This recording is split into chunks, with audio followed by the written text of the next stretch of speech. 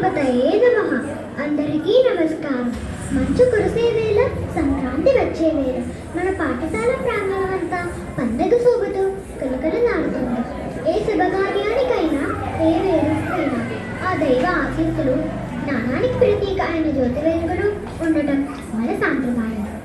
అజ్ఞానం నుండి సుజ్ఞానం వైపుకు మనల్ని నడిపించే పవిత్రమైన జ్యోతి ప్రజ్వలన కార్యక్రమంతో ఈ వేడుకను ఘనంగా ప్రారంభించుకుంటాం.